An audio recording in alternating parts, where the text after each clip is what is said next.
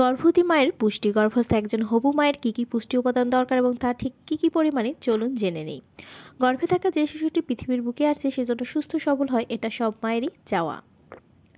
কারণ সুস্থ সন্তানের মুখের হাসি মায়ের জীবনের সবচেয়ে বড় প্রাপ্তি। আর এই প্রাপ্তিকে পূর্ণতায় রূপ দিতে আগে নজর দিতে হবে মায়ের নিজের শরীরের প্রতি। তাই আসুন জেনে নেওয়া যাক গর্ভস্থ একজন নারীর কী কী পুষ্টি প্রয়োজন এবং তা ঠিক কী কী পরিমাণে।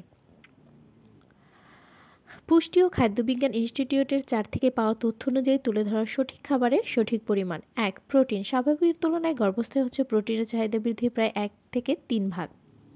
তাই প্রতিদিনের খাবার তালিকায় যেন অতিরিক্ত 14 গ্রাম প্রোটিন থাকে সেটা নিশ্চিত করতে হবে। প্রতিদিন একটি ডিম, 1 বাটি ডাল, শিমের দানা অথবা 1 ঠোঙা বাদামে গর্ভস্থ অতিরিক্ত চাহিদা মেটাতে সক্ষম। 2. ক্যালসিয়াম। স্বাভাবিক অবস্থায় যতটুকু ক্যালসিয়ামের প্রয়োজন গর্ভস্থের প্রয়োজন বেড়ে যায় প্রায় 200 মিলিগ্রামের মতো। দুধ, দই, পনির, বাটা মাছ, রুই মাছ ইত্যাদিতে ক্যালসিয়ামের পরিমাণ অনেক বেশি।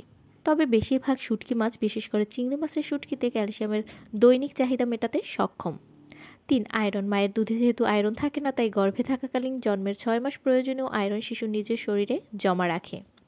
এজন্য গর্ভাবস্থায় আয়রন সমৃদ্ধ খাবার খাওয়া এত দরকারি।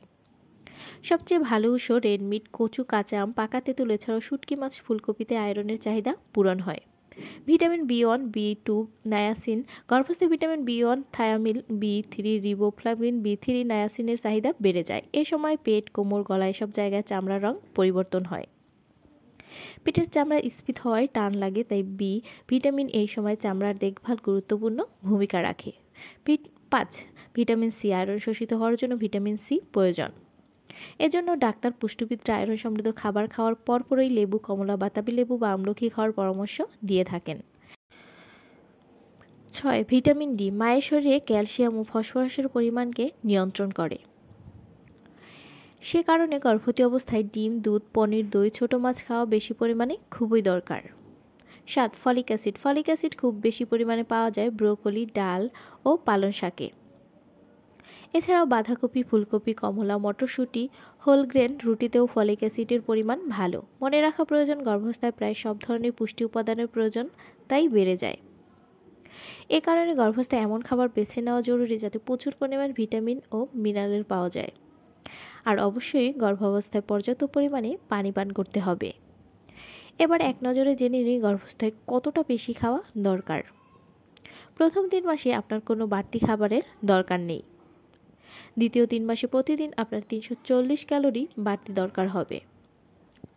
আর শেষ 3 মাসে আপনার প্রতিদিন অতিরিক্ত 450 ক্যালোরির দরকার হবে। এই বাড়তি শক্তির জন্য হাতের কাছে স্বাস্থ্যকর হালকা খাবার যেমন বাদাম, দই, তরতাজা ফলমূল রাখবেন। আপনার প্রেগনেন্সি জার্নি ভালো কাটুক। আপনার প্রেগনেন্সির কত মাস চলছে অবশ্যই কমেন্ট করে জানাবেন। আরও ভিডিও পেতে পেজটি ফলো দিয়ে পাশেই থাকবেন। Thanks for watching. ফলো